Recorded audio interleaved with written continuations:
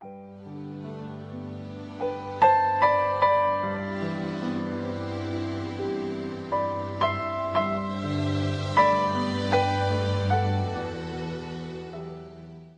10장 말씀을 봅니다. 10장에는 이방인의 선교를 하는 첫 번째 이야기가 나옵니다. 이제 이방인들에게도 말씀을 전하기 시작하는 그런 부분이 나옵니다. 이 말씀을 보면 이루어질 수 없는 만남이 이루어지고 하나 되기 어려운 사람들이 하나가 되는 모습을 오늘 말씀에서는 보게 됩니다. 이 베드로와 고넬료의 만남, 이 둘은 사실 이루어질 수 없는 만남이요, 너무나 다른 부류의 사람들인데 어떻게 하나님은 그들을 만나게 하셨을까? 어떻게 하면 하나님이 그들의 마음을 하나로 묶으셨을까?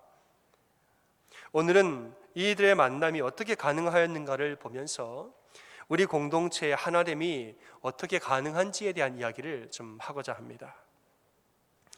베드로가 이제 사방에 두루다니면서 사역을 하다가 다비다라 하는 여인을 살리기 위해서 욥바라는 도시에 머무르게 됩니다. 이때에 욥바 인근에 있었던 가이사라라는 도시에 사는 고넬료라는 자에게 또 어떤 일이 일어납니다. 당시는 로마가 이스라엘을 식민 통치하던 시절입니다. 가이사랴는 황제의 도시다라고 불리는 그런 완전한 로마의 도시고, 이곳에는 이달리아 부대라고 불리는 로마 군대가 주둔하고 있었습니다. 이달리아 부대는 로마 제국의 수많은 부대들 중에서도 특별히 이탈리아 본토의 귀족 출신들로 이루어진 그런 엘리트 부대였다는 것이죠. 고넬료는 그 엘리트 부대의 백부장, 다른 말로 지휘관이었던 것입니다. 그러니까 베드로의 입장에서 볼 때는 고넬료는 누구냐? 일단은 이방인이고요, 또한 이 원수 적군의 나라의 지휘관이었던 것이죠. 또 고넬료의 입장에서 볼 때는 베드로는 누구였느냐? 식민지의 백성이었고 내가 다스려야 할 백성이고, 또한 유대인 중에서도 이방인이라 이단자라 불리우는 사람이었던 것이죠. 이 둘 사이는 꽤 멀어 보입니다. 하지만 사도행전 10장을 보면 이 둘을 하나로 만드시는, 이 둘의 마음을 하나로 묶으시는 하나님의 역사를 보게 됩니다. 고넬료는 이방인이었긴 하지만은 하나님을 경외하는 자였다라고 말을 합니다. 그는 백성들을 많이 구제하고 항상 기도하는 자였다 말했습니다. 어느 날 하나님께서 환상 중에 나타나서 말씀하십니다. 너 저 옆에 있는 욥바에 베드로라는 자가 머물고 있으니까 그를 청하여서 모셔와라 그럽니다.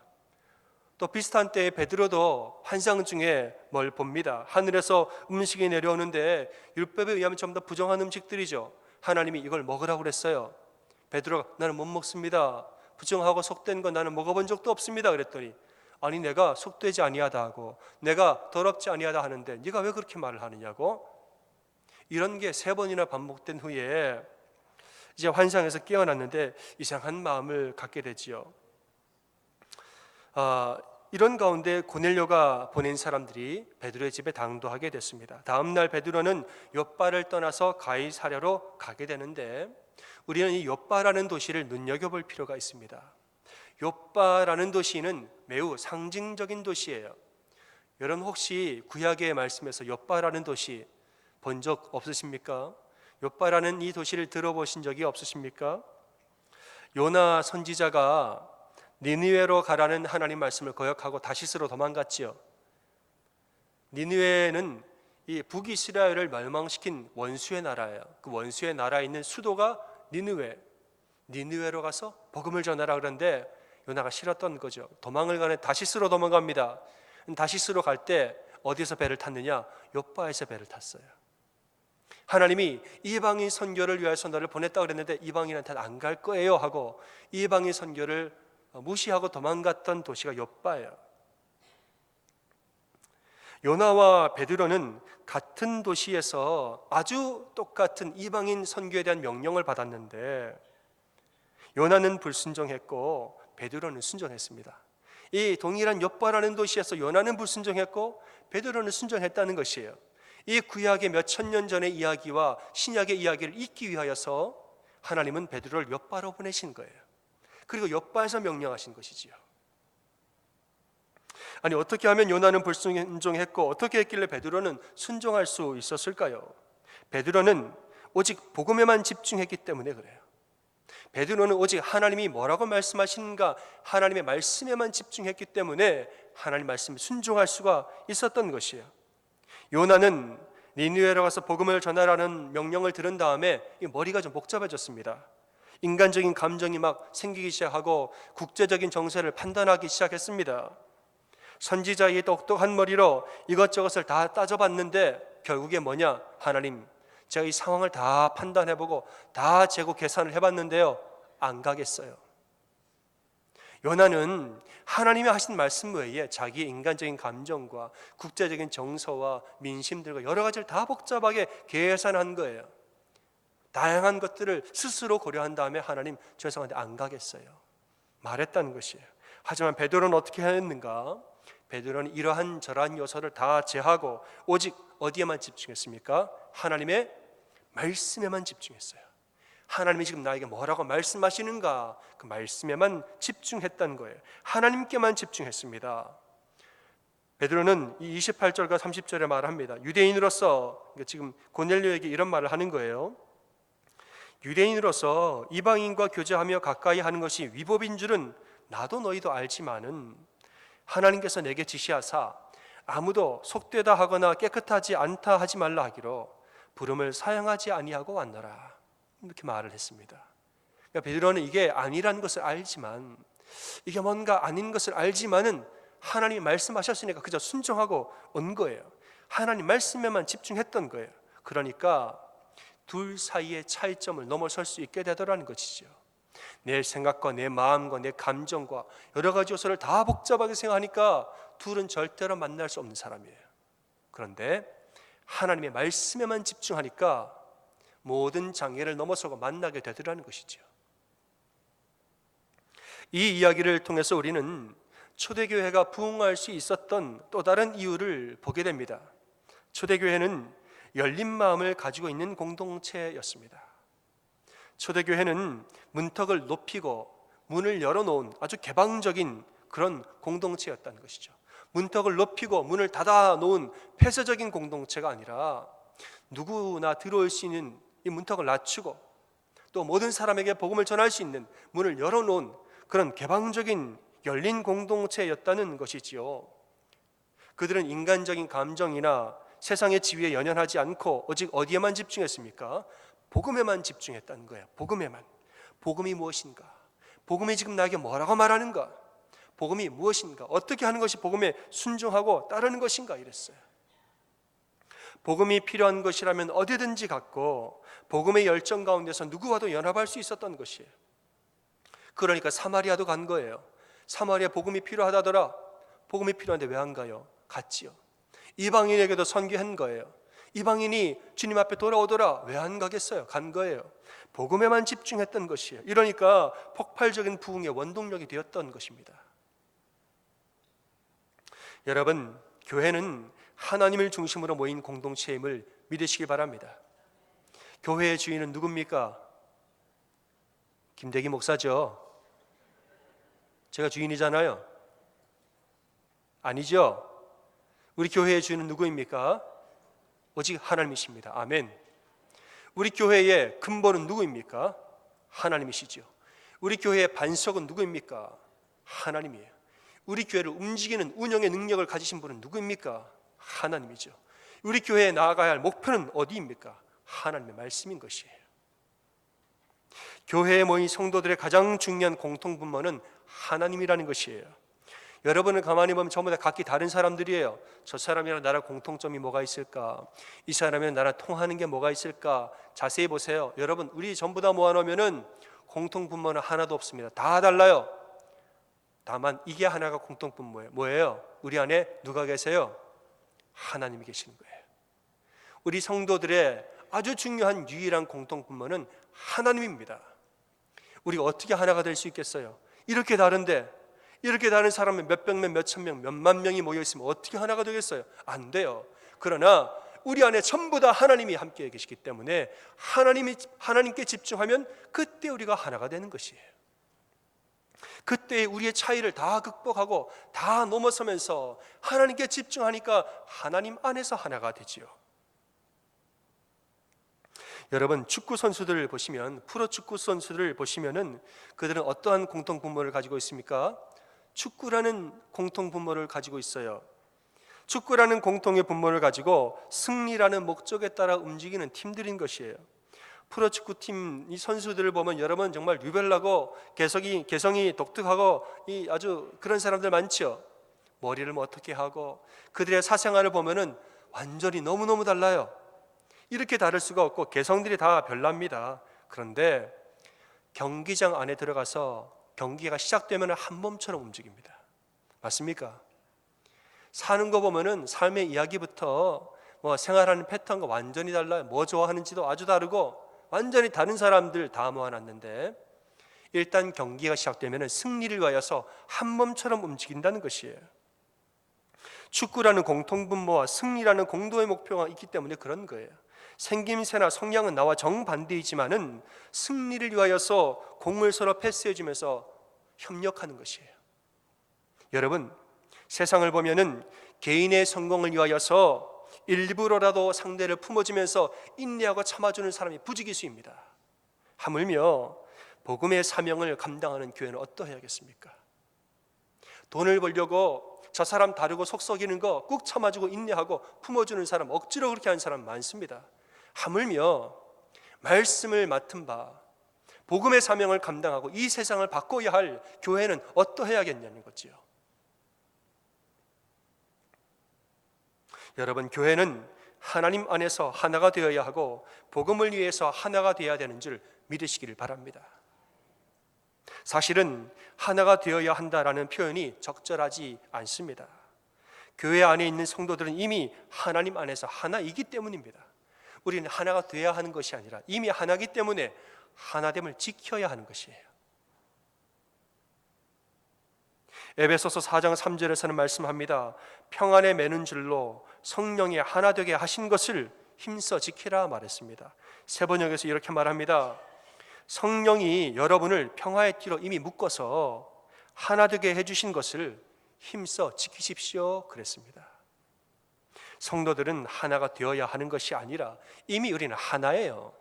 우리 안에 누가 있기 때문에 그렇죠? 하나님이 계시기 때문에 우리는 그냥 먼저 하나인 거예요. 우리도 모르는 사이 우리가 언제 벌써 이렇게 하나가 되었답니까 여러분? 한 성령을 품은 자는 하나인 거예요. 내가 인정하지 않아도 이미 우리는 하나인 거예요. 말씀을 들을 때 믿으시기를 바랍니다 그러면은 네 하는 분 더러 계십니다만 대부분 뭐라고 말씀하세요? 아멘이라고 그러시잖아요. 아니 우리 각기 다른 사람들 왜 한 목소리로 아멘이라고 그럴까요? 우린 이미 하나님을 품고 있어서 우리가 무슨 뭐라고 대답하고 기도합시다 그럼 기도해야 될 줄 알고 말씀이 선포될 때 복음 안에 바로 서야 되는 줄 아는 거예요. 굳이 뭐 서로 설득할 필요가 없습니다. 말씀이 이렇게 선포되면 우리가 전부 다 받는 것에서 하나가 이미 되어 있는 것이지요. 성령님이 우리를 평화의 띠로 이미 묶어주셨습니다. 그래서 이러한 하나됨을 잘 지키는 공동체에는 평화가 있고 조용한 것입니다. 제가 요즘에 참 감사한 것 중에 하나는 여러 성도님들이 말씀해 주세요. 목사님 우리 교회가 참 평안해요. 그래서 좋아요 이런 말씀을 많이 해주십니다. 맞습니까? 아멘. 보니까 우리 교회가 그래도 완전한 평안은 하늘나라에만 있습니다만 그래도 우리 교회가 비교적 평안해요. 아멘. 많이 평안해요. 그리고 비교적 조용하고요. 여러분들이 그렇게 말씀하세요. 임원회의 때 자 임원회의 모이겠습니다 그러면은 사람들이 안 오세요. 성도님들이 왜 이렇게 안 오시나 하고 이제 가면은 목사님 임원회에 사람이 안 오면요 평안해서 그런 거예요. 회의 때 사람 많으면요 시끄러워서 그런 거고요. 제가 좋기도 해요. 근데 여러분 또 우리가 여러분의 의견을 모아야 될 때는 오셔야 돼요. 또 몇 명이서 교회를 끌어가면 안 되지요. 여러분 오셔서 의견을 개진하시고 서로 지혜를 모아야 교회가 서는 것이기 때문에 평안한 것은 좋으나 임원회에 필요할 때 좀 오세요. 아멘 안 하실 것 같아서 아멘 하시길 바랍니다. 아멘. 물론 평안이 더 중요한 거예요. 여러분 우리가 해야 할 일은 이 평화가 깨어지지 않도록 잘 지키는 것입니다. 지키는 것이에요.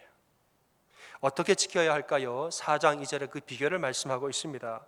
겸손과 온유와 오래 참음과 사랑으로 용납하라, 이렇게 말을 합니다. 어떻게 우리의 하나됨, 어떻게 우리의 평화를 지킬까요? 겸손하라, 온유하라, 오래 참으라, 사랑으로 용납하라. 이 모든 것은 성령의 역사예요. 우리 힘으로 되는 것이 아니죠. 성령님이 우리에게 임하시면 우리가 겸손해지고, 성령님 내 마음을 만지시면 내가 온유해지고 오래 참을 줄 알게 되고, 성령님 나를 만지시고 나를 감동하시면 내가 사랑으로 용납하게 되는 것이지요. 그러니까 우리를 평화의 띠로 묶어주신 분도 성령님이시고, 그 띠를 지키도록 우리에게 힘주시는 분도 성령님이신 거예요. 교회는 처음부터 마지막까지 전부 다 성령님의 은혜로 움직이시는 겁니다. 그러니까 평화는 내 힘으로 지키는 것이 아니라 성령님의 힘으로 지켜야 하는 것입니다. 어떤 사람은 말합니다. 목사님, 아니 복음 때문에 꼭 참고 교회 때문에 억지로 용납하다가 나중에 폭발하면 어떻게 됩니까? 그런 사람 실제로 있습니다. 교회 생각하면서 꼭 참는 거예요. 참다가 사람의 능력 한계가 있죠. 몇 번 참다가 결국에는 한계에 다다르면 팍 하고 터지고 나가요. 어떤 사람은 조용히 그냥 혼자 나가버려요. 연락이 안 되는 거죠. 여러분, 이거는요 자기 힘으로 버틴 겁니다. 이거는 자기 힘으로 버틴 거예요. 하나님께 집중한다는 것이 무엇이냐? 하나님을 의지하여서 하나님의 능력으로 버티는 것이에요. 제가 비유를 들어보겠습니다. 여러분, 손을 이렇게 내민 상태에서 이 위에다가 두꺼운 성경책을 하나 올려보세요. 몇 분 정도 버틸 수 있을 것 같으세요? 손을 이렇게 딱 굳게 펴고 위에다가 성경책을 두꺼운 걸 하나 올려보세요. 몇 분 버티시겠어요? 10초 나왔습니다. 더 없습니까? 누가 1분 없습니까? 자, 거기다가 성경책을 하나 더 얹었어요. 얼마나 견디시겠어요? 5초? 더 얹었어요. 또 그럼 얼마가 되겠어요? 여러분, 인간의 힘으로는 못 견딥니다. 1시간, 2시간 해도 더 이상 못 견뎌요. 짐이 많아지고 문제가 많아지면 우리는 못 견딘단 말이에요. 근데 여러분, 탁자가 있습니다. 이 탁자가 있고 탁자 위에서 내가 손에다가 성경책을 얹었습니다. 근데 우리가 이 성경책을 아주 오랫동안 평안하게 잘 견디는 방법이 있습니다. 탁자가 밑에 있는데요, 제가 힌트를 다 드렸어요. 이 성경책의 무게를 편안하게 오랫동안 잘 견딜 수 있는 방법이 있습니다. 뭘까요? 이 손을 탁자 위에 올려놓으면 되는 거예요. 맞죠? 탁자 위에 손을 딱 내려놓고 성경책을 2권을 샀든 3권을 샀든 5권을 샀든 쌓아보라고 그러세요. 나는 1시간, 2시간 지겨워서 못하지, 견딜 수 있습니다. 여러분, 우리가 하나님의 능력을 의지하여서 우리 하나됨을 지킨다라는 것이 바로 이런 것이에요. 내 힘으로 지켜야지 한 번, 2번, 3번 하다가 우리는 나가 떨어지는 거예요. 하지만은 기도하는 가운데에 성령님을 의지하여서 성령님 나에게 주신 힘과 능력을 덧입어서 우리가 이 모든 하나됨을 지켜 행하는 것이, 그게 하나님이 원하시는 것이지요. 간혹 보면은 진짜 불쌍한 사람 어떤 사람인 줄 아세요? 성경책을 쫙 얹고 팔을 이렇게 탁자 밑으로 내리는 것 같으나 살짝 띄우는 사람이 있어요. 멀리서 보면 안 보여요. 멀리서 보면 저 사람 되게 편하겠구나, 저 사람 탁자 위에 올렸겠구나, 참 편안하겠다 싶은데 이 사람 사실 올리고 있는 거예요. 살짝 띄워놨어요. 바들바들 떨면서 겉으로는 어떤 척 해야 돼요? 괜찮았죠, 나는 평안해요 라고 말하면서 기도하고 말씀 보고 예배 다 드리고 경건의 모습은 다 있어요.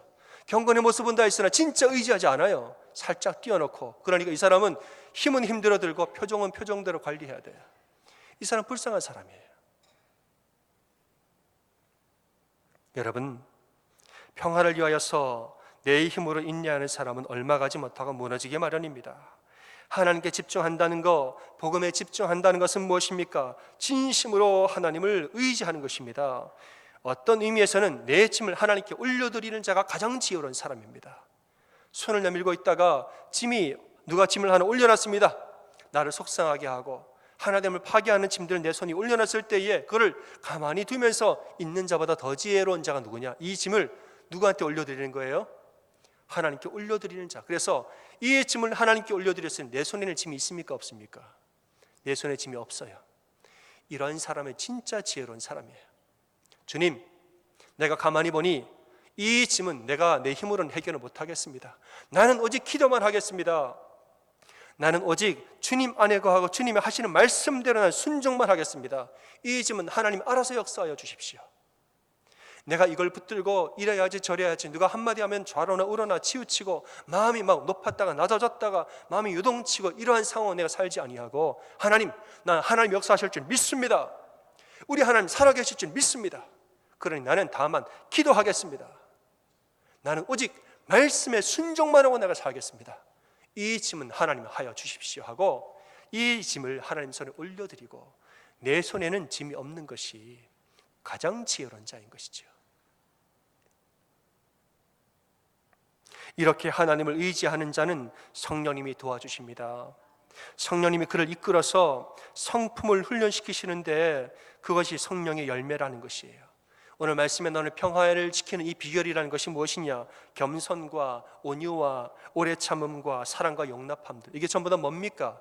성품이에요. 성품. 이게 뭡니까? 갈라디아서 5장 22절 23절에 나오는 성령의 열매들이란 말이에요.